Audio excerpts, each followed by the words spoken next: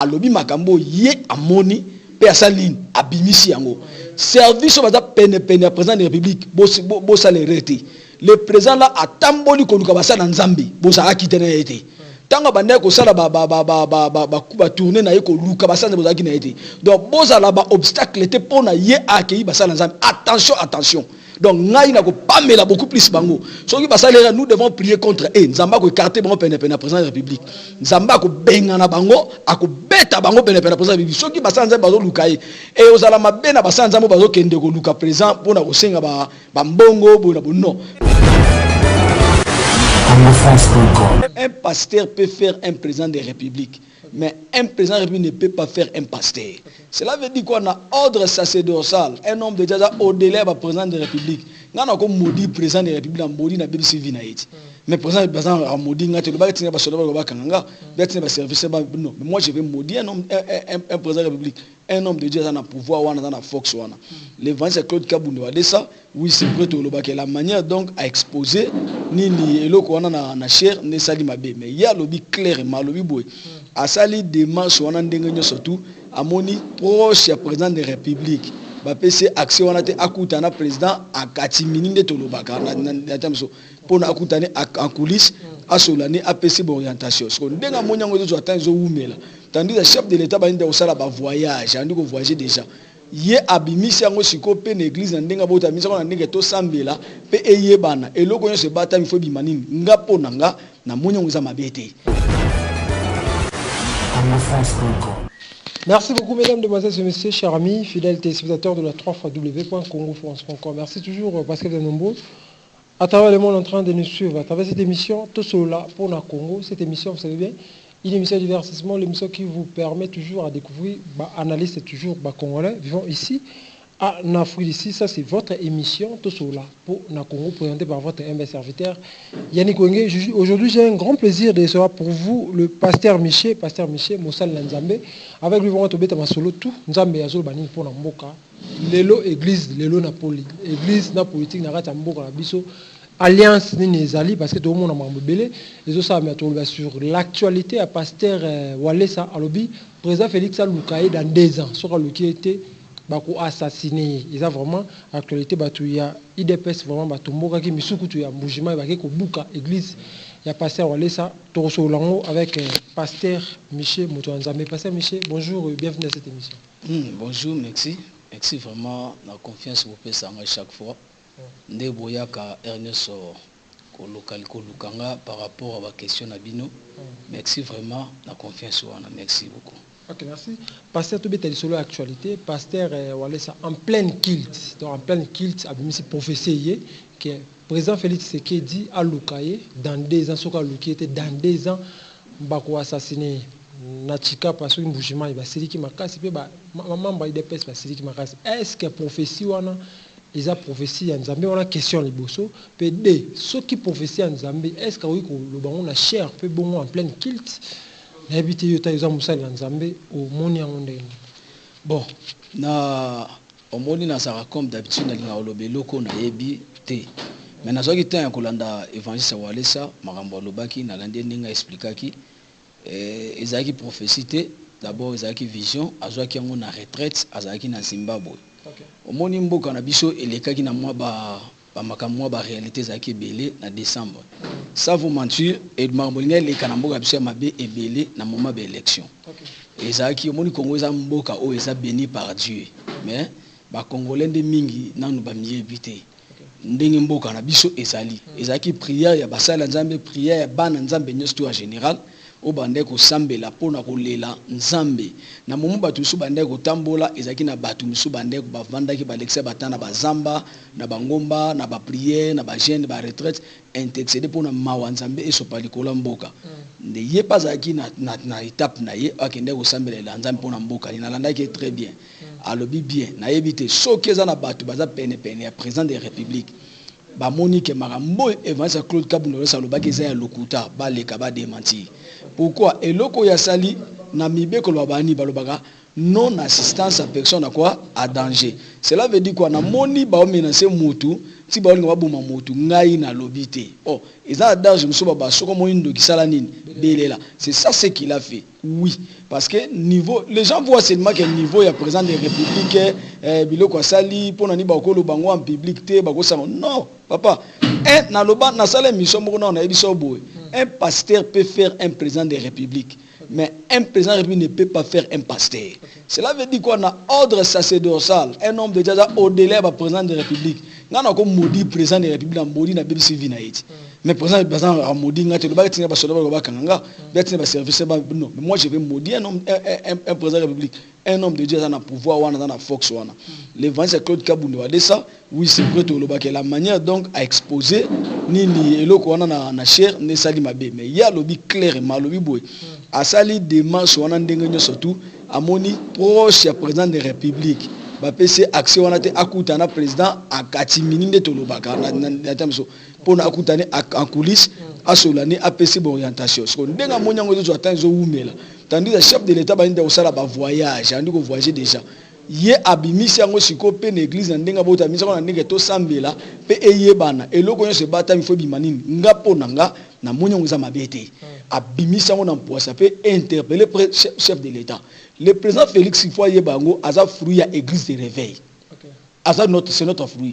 Il vient de réveil, c'est le réveil parce que tant que nous avons un tambola, Félix avait consulté, image dans téléphone. Tous les hommes de Dieu que Félix a consulté, et n'a pas professeur qui t'a qui pour naïe, qui a la président RDC.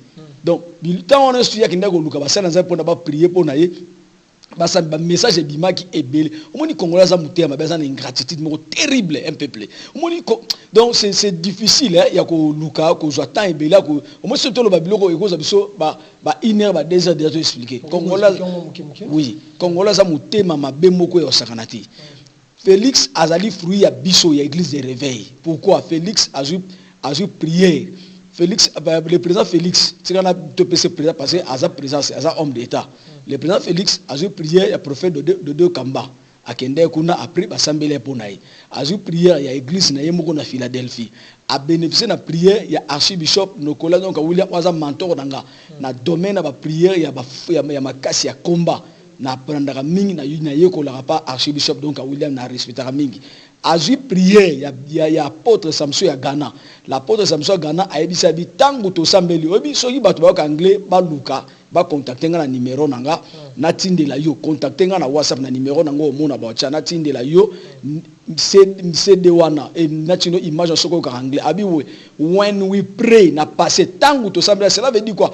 Le président Félix a introduit ça qui requête ya prière ba sambela poni a lokola candidat président na RDC na élection le 23 décembre 2018 a introduit requête na ye so na kata requête ko aye siko église ba sanini ba sambela abi tango to sambela ki et ça là it is done.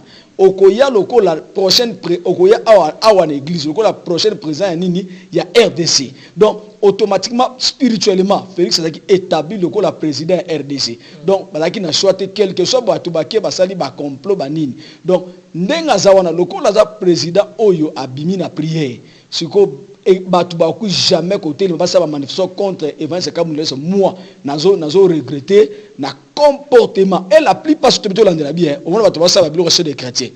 Donc quel genre de chrétiens congolais, quel genre de chrétiens distrait ba petit message. Oui c'est vrai Evans Kaboundou ça allo bien en public après combien de temps la asali on va bien assistance à non personne à quoi aboyi aboya à la victime pendenga bimisi message wana à la victime te bato bazana distraction bavana biso bato moni message wana te c'est déjà le temps to ndo sambela pour na présent parce que à tel cette église ba no sambela pour na et loko moko sambela président Félix Zate a reçu la mandat na 5 ans pe na 5 ans on a réussi na ngolo nzambe parce que ce n'est pas lui mais c'est la grâce de Dieu en lui ndeko sala ye a réussi na mandat wana c'est que tant que yoza moi mosala nzambe na micho to mona pasteur wale ça azan en danger déjà comme ba comme menacer comme ça déjà ba menace ya bata IDPS ko ba nete comme ça nzambe Si il y a les gens de l'IDP sont menacés par Evans Kabundale, ce sont des païens. L'église Moussou Babouki déjà na Mboujima il na qui l'église Walès Babouki. Na monaki na Mboujima ba kende ba menacer église na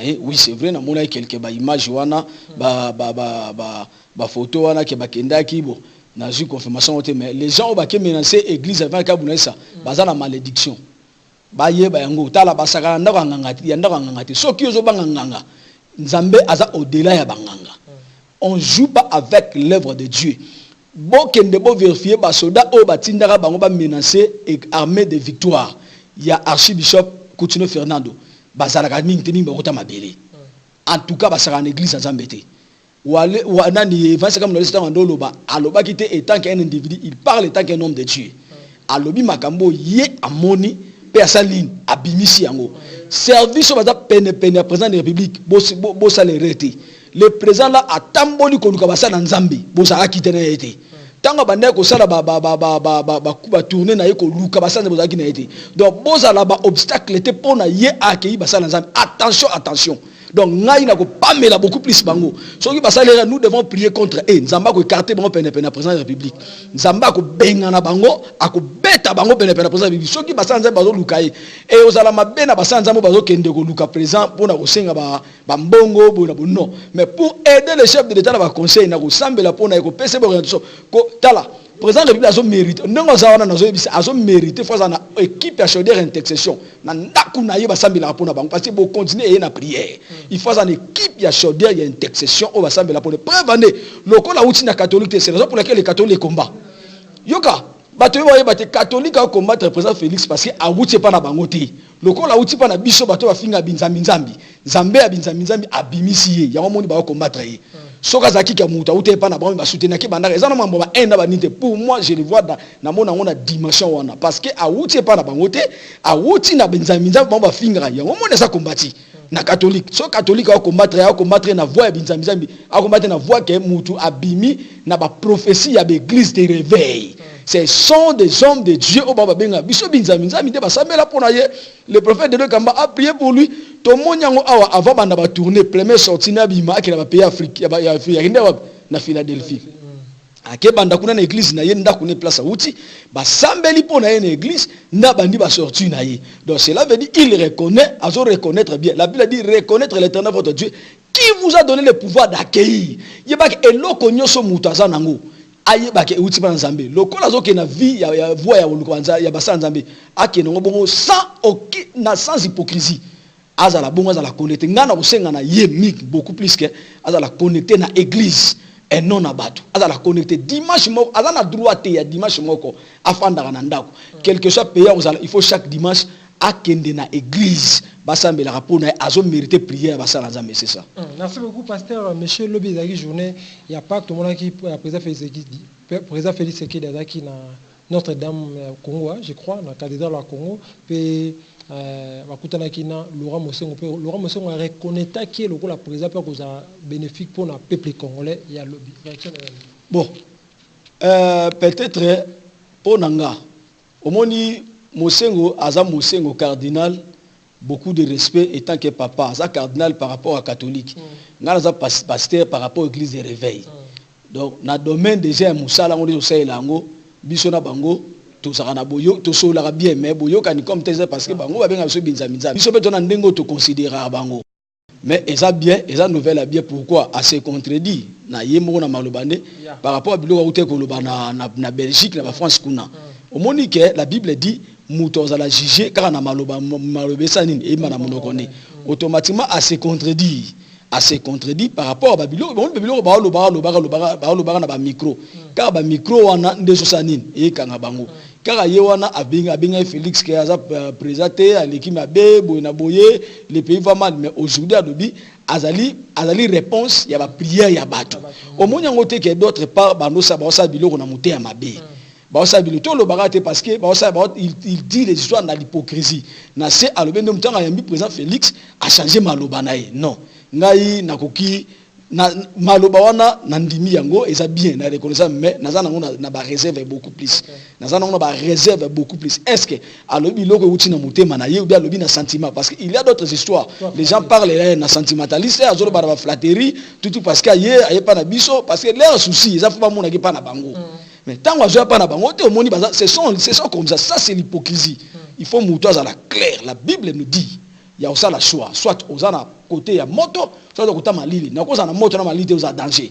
il y a un homme dans la Bible bavanda qui pendant que les disciples sont en train de parler avec le maître muto avanda na fenêtre donc azozo malili la libanda histoire dans la Bible azozo na moto nini ya kati raison za nini aina ko ya libanda OK muto fa za bo muto za na position faut muto aza na position soit tu le soutiens ou tu ne le soutiens pas tu gardes ta position c'est ça un homme c'est ça un homme.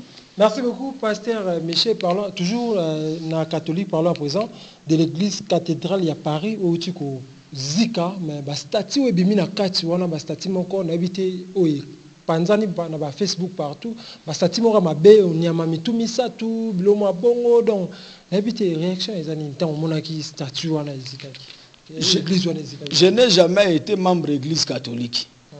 Nde na botami na papa na mati na koli na botami na famille catholique té nazana bakoko baza catholique na fréquentaka église catholique té donc na koli na botami na koli na église de réveil tina ni na sa awa donc na lingaka koke na ba polémique na banité mais si c'est vrai pour na visita et Notre-Dame wana té mais si c'est vrai que Notre-Dame wana ezana ba image wana eza présence ya olaksake eza église satanique so que ezana biloko parce que il faut ba expliquer biso babiloko nyoso batondi so biso stomoni wana ezolaksa nini elaksa symbole nini parce que place monsieur za ba photo ya nudité ya moto est-ce que c'est vrai bato bakendaka bazaka na Paris bato baza kuna bakenda ba fréquenter kuna ba monaka ba image wana ezana ba statue wana si c'est vrai na lingaka ko lobeloko na yebité non na tika lo mont Notre-Dame ngote c'est la toute la première fois na mont Notre-Dame de Paris donc monaka ga ba police bakenda ba prier na Notre-Dame de Paris mais ba image wana na moni.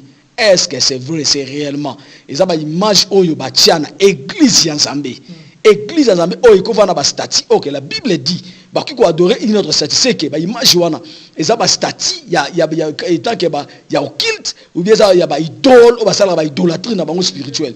Donc na yebité na dimension wana soki ba image wana to mona ya ba statue wana est vrai. Cela veut dire ils ont sa présence que eza milieu eza endroit ya ba to science occulte. Donc c'est clairement la place ya ba occultiste. Parce qu'un endroit de Dieu et qu'on n'a jamais apporté ma statue à Bongo. Parce que nous avons qu'un seul maître, un homme qui est dans la droite de Rolanda. En dehors, on a une image cachée, une image taillée. Et ça interdit bibliquement. Donc, Babylone, tout le monde a yébité, bateau, na poto, so nde konanga, o yebi ko sa na poto, ba image on est vrai, et ça réel, et ça rakuna. Na kombo nzambe na biso ki na zo biso ya solo, et ça endroit moko occulte, et ça nzambe té. C'est ça. Merci beaucoup, Pasteur Michel. Parlons à présent de l'acquittement de Moïse Katumbi Tchapo. Il a acquitté dans l'accusation Nyonso ou Bafinga Kepe Kamingite. À Kozo Ngamakolai, na Kinshasa, na Congo, la petite réaction. Au moins, c'est bien, tant qu'on va faire acquitter Moïse Katumbi, c'est important, c'est moi comme tout le monde, Azo Ngamboka nae. Au moins, mais tirement inutile les Arabiens. Mieux vaut baya na mboka soki ba osala politique ba la politique ya bien na mboka omoni ces derniers temps na Congo moni politique eza et agendre un peu ba inimité ya mabe mingi tozo ke na mboka ya bapa ya mboka mundele mais et ça la politique ya mundele batu ba oyeba ko apprendre ngoti politique ya mundele ba bundaka na moto te ba bundaka na ba penser na ba idée ya ba c'est ça les hommes batu ba bundaka na ba penser soko bundana moto c'est que comme na problème na oh tant comme na problème na moto comme danger. Il faut azonga ngai personnellement tant na mona ki communiquer wana message wana na apprécier ki yango na accepter la ki na makasi azonga na mboka na ye aya bambongo azana ngwazo kendo cha libanda tanga azonga te pona détruire aya na mbongo yi a cha libanda a créer ba emploi parce que na yebité si le Moïse Katumbi azana ba emploi na Congo soka azana ngote alaxa biso volonté na ye ozaki na mona souci ya mboka a créé un emploi et engagé même 5 à 10 000 personnes parce que c'est un homme d'affaires. Affaire na yewana ezate pour na bénéficier mingi na ba pays na ba jeter à Zambie ba l'accès biso ba bien Moïse Katumbi na Zambie non ils ont mabeti parce que c'est un homme d'affaires ko planter ba business ne partout mais na mboka na yemoko tango ozonga ayebisa biso ba idée ba alingas a investir na mboka et là on a senga na gouvernement mboka esunga ye pona a investir parce que ce n'est pas dit qu'il faut kaka ayamba mo lokola on est posa politique non apesa biso maile na ina mboka ça ni pona mboka parce que mboka ils en a besoin na batu nyonso tout ba ya pona ko construire mboka donc je suis dans la joie pour na na CP na makasi. OK, merci beaucoup pasteur Michel. La Cour constitutionnelle ya biso mboka na biso ba interdire jouer Kabila lokola gouverneur aloba français te lisusu na miso ya bato. Réaction za nini aza gouverneur. Bon, bangonde ba yebi na yebi te so na loi ni ba ko interdire motalo ba français. Parce que ça qui ba gaffe na ba discours na ba français. So ba interdire pour na jouer aloba neka na lingala langue so yebi lingala aloba ne lingala parce que ce n'est pas dit faut zaka gouverneur il faut le baga français. Donc faut le ba lingala so ko ba mission monsieur zali tinda no ba tu vana yo. C'est simple. C'est simple. Est-ce que le critère n'est pas commissaire gouverneur bon il est français tout comme gouverneur. Mais actuellement tous en stade ombo que ça na ba désordre. Moi ni lo ça na mbutu mbutu ni kana ba mbutu mbutu ndengwana ti na place moko moment moko yo stabilité. Au moins lo ça désordre et que bongo. Ti tango yo stabilité na peuple population congolais peut force conscience. Ce qui population peuple nous les peuples quand on a ba conscience to bon ça mambele. Ko changer mboka ezara ba dirigeant et la population d'abord soit sur conscience a commis maïle plus que ba dirigeant ne ba dirigeant ko ba ko banga na peuple mambele sanine et au changer mais au moni peuple congolais nous tous a trop naïf na lo bango chaque fois les congolais sont trop naïfs c'est ça dans ce cours et pekisiye soka komi kuna a komi ndenge nini donc bangonde ba yebinga na yebi ba loi wana mingi au cours sali a interdit ka ko lo baté a ko sala boité ce que ça vraiment na loi na biso za bongo bon bangonde ba yebi alo balingala parce que congolais alo balingala ou bien et rien et pekisa mi nangote parce que ce n'est pas langue et ko sala jouer a établi du bien a bongisa ni projet na sana ngoli kolo ya Tanganyika eza langue te mutu na ye mayelo azana ngoso azana mayele na bolingo ya mboka nde akoye ekoyede a établi ba bilo asala Tanganyika a benga ba to mayele ba yebi français ba vande mene ya pesa ba idéologie Tanganyika et sa forme. Merci beaucoup pasteur Michel. Pour finir, Jean-Marie Kassana, le patron de Télé 50 en fouille par rapport à ba propos na ya tenaki contre président Félix Tshisekedi a lobby président Félix Tshisekedi aza dictateur plus que Kabila aza kokima na Congo. Réaction zani par rapport à propos. Bon, on a évité ça à Kimi, mais Félix a dictateur plus Kabila par rapport à quoi? Ba benga mu dictateur à ba moi. Parce que quand on a la Moussapi Boina, image de circuler qui boit. Image en appel à mon accueil, toi, n'a pas raison de toi, bangonde bayebi. Parce que bon, il jamais ça va, ce sont des sentimentalistes. Aux hommes, sentimentaliste, il faut ça la biloko moko, atabiso moto za libanda, to mona, tanga chaka trouba image à Kabila, mais et ça la maraté. Parce que Kabila ça kenda. Mais na moni mikolo ba changer, ba comme ça la ba, comme chaming pré à président Félix Yemoko. Peut-être ba reproche wana ba ça na service à sécurité, tout ndé au moins a changé. Mais andai ko tia yango liboso, ando tanga na tendance à nini pour faire do moni place wana ndé même moi aussi na zaki ko s'inquiéter nango beaucoup plus. Nano mais aotia Kabila par rapport parce que histoire Kabila c'est donc il soit Kabilisili aza congolais atikali na ye asala maramne lokola sénateur akena équipe na ye o babengi ya équipe FCC donc rien n'empêche et blobité que atiki politique té alongwene na poste wana akozonga ga lisusu té batu ba pensaka té kabi aoyate akoyate. OK, merci beaucoup pasteur Tokom Nasuka. Moi message que moi adresse na yo personne rouge yo mon numéro de téléphone pour tokabwana. Bon, ce qui est très important, message ngana ko pesa beaucoup plus c'est ça par rapport à la prophétie. Donc prophétie mais vision nzambe alaksaki musal neka bundele ça. Donc on singa ba congolais tous à la voix. Au moni Congo eza ya beta mamingi na ba domaine so nzambe ba beta mboka ngosi ausani ba congolais ba tikala.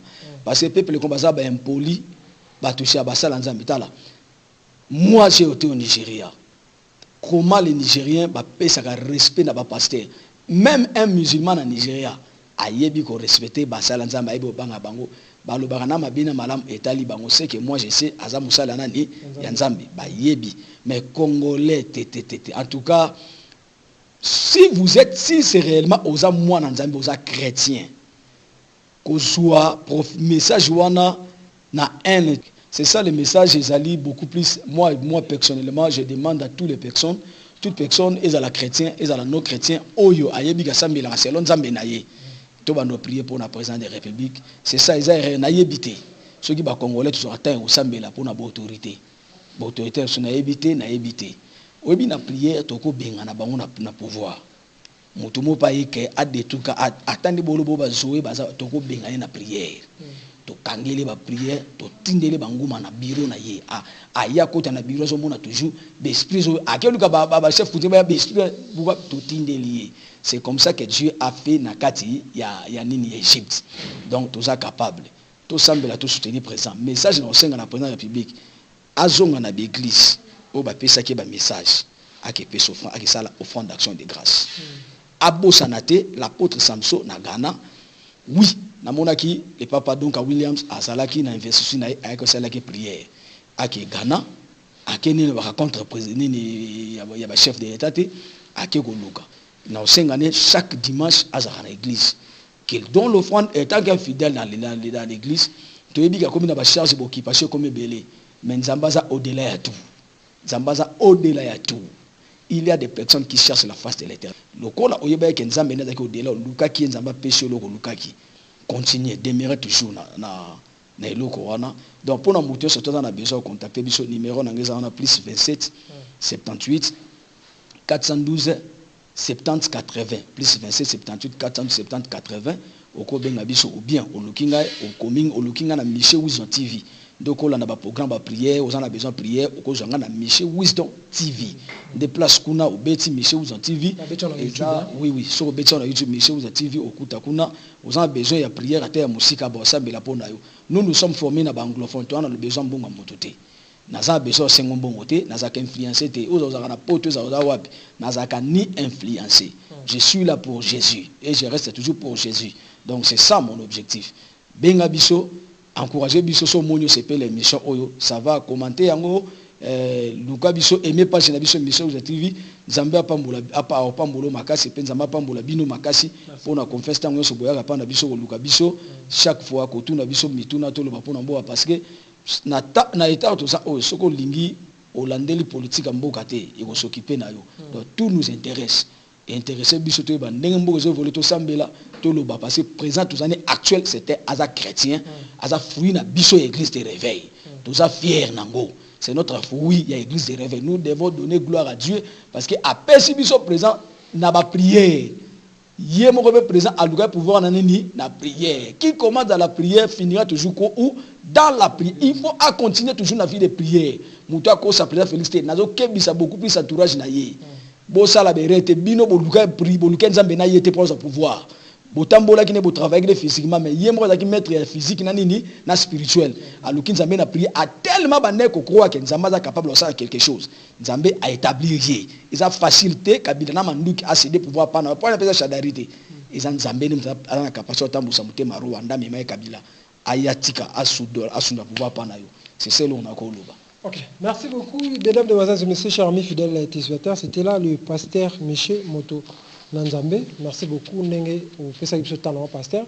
Merci beaucoup à tout le monde qui a suivi cette émission. Le boss Josué Didi Pouma, tonton lycéen, derrière la caméra. Merci beaucoup à tout le monde qui a suivi cette émission. D'ici là, apportez-vous bien sur www.congofrance.com avec l'espoir de vous retrouver au prochain numéro. Ciao.